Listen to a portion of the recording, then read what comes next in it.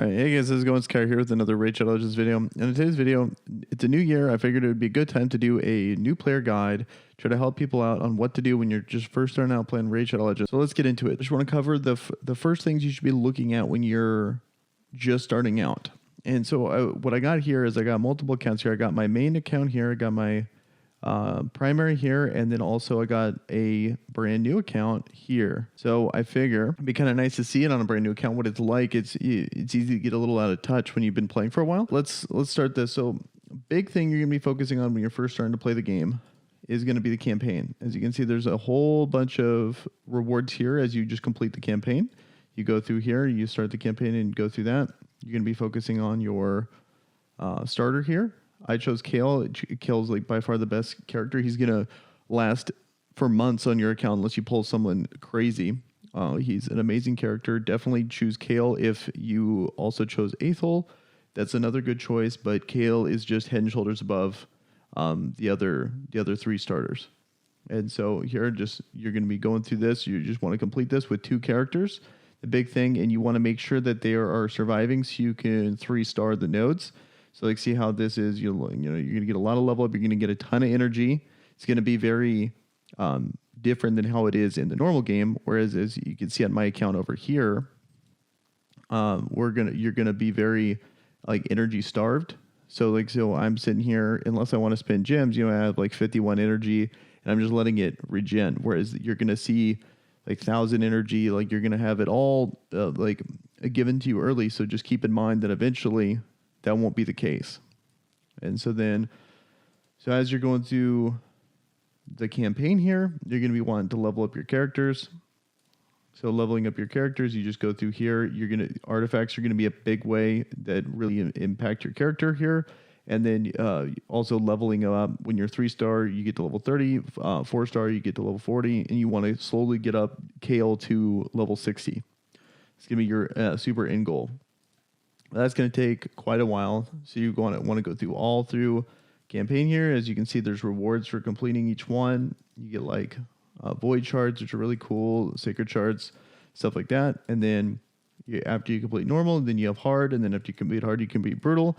Nightmare is something I'd probably avoid for like a very long time because it's just ridiculously hard. The thing that actually gives you the thing that's going to help you get your 6-star character is definitely through brutal here. So your main goal is going to be eventually getting to farming brutal consistently with just Kale as your main guy. And then until you got like a 60 and stuff, dungeons are going to be something that I would recommend avoiding.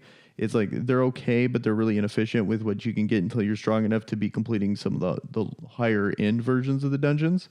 For example, like you're not going to want to, I see this a lot. This is a very common mistake, is what people do is they'll hop in. So here, this is on my main account. So what they'll do is they'll hop in and they'll do like dragon, but like 7, 8, stuff like that.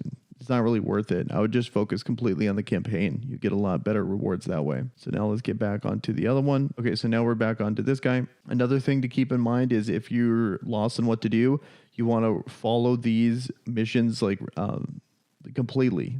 Do not neglect your missions.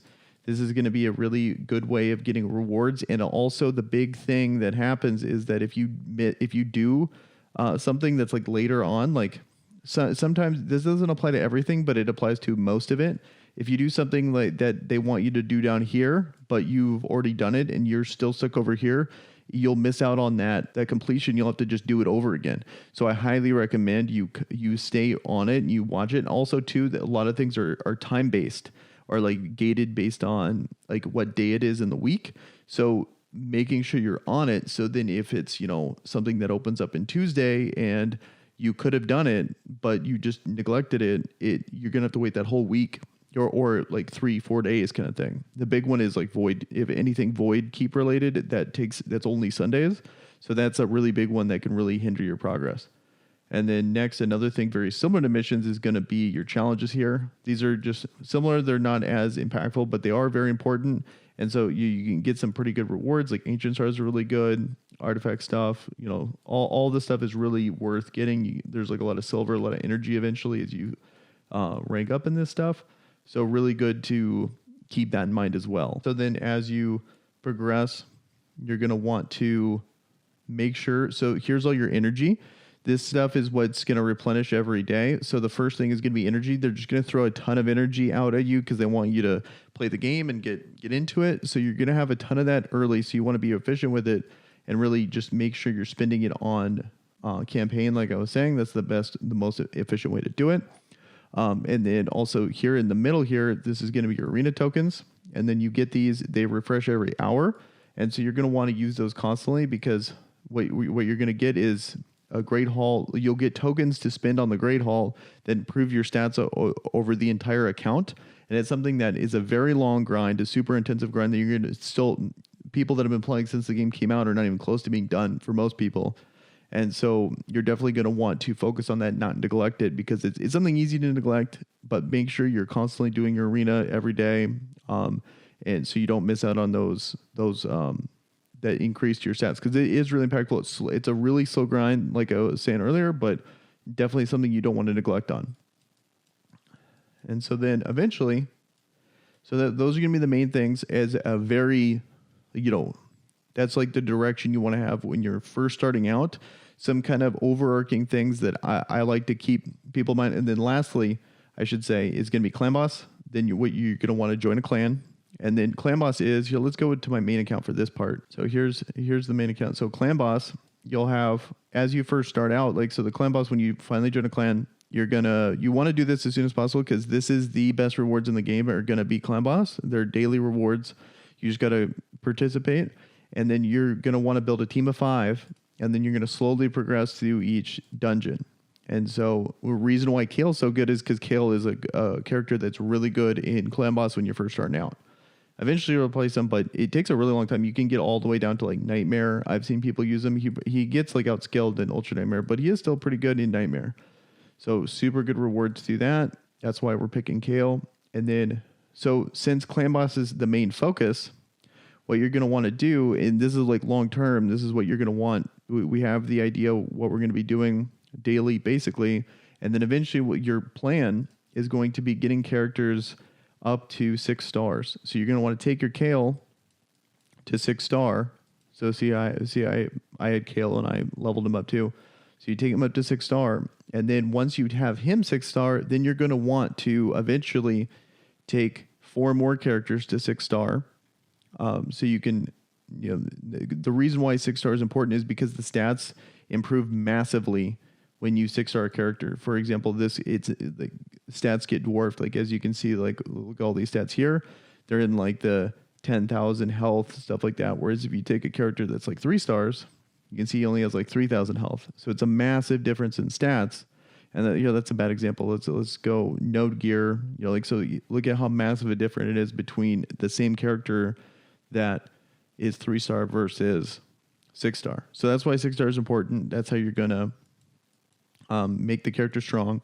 Then you're gonna want to get, once you get that character. And another reason is there's a term called farmer, and he would be your farmer for 12-3 brutal. And then you're gonna use him to be able to farm more characters to 6-star. And then that's going to be used for clan boss, and then so on. So those are going to be the main things. And then so after you get 5 characters up to 6-star, then you're going to want to focus on dungeons. Look how far into the future we're talking for dungeons. And the first dungeon you're going to want to focus on is Minotaur right here. And so with Minotaur, what Minotaur does is it gets your masteries. So characters have masteries here, and you just get other stats. If you've ever played League of Legends or stuff like that, the masteries are, as you can see, other skills and stuff.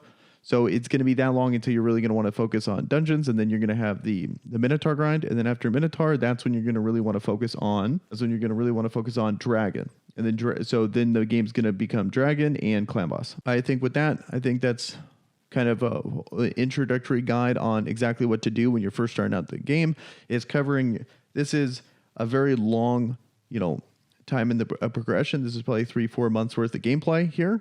Just on average, I'm going to run a second account just so maybe my time's a little wrong, but if you're free to play, probably about 3 to 4 months worth of gameplay right there. but that's the correct trajectory. So you're not wasting any resources. You're doing everything correct. You have the right plan, so your account doesn't get screwed up. All right, guys. Well, that should do it for the 2020 beginner guide for Raid Shadow Legends. Let me know down in the comments below if you have any questions on this. And if you like content like this, please consider subscribing.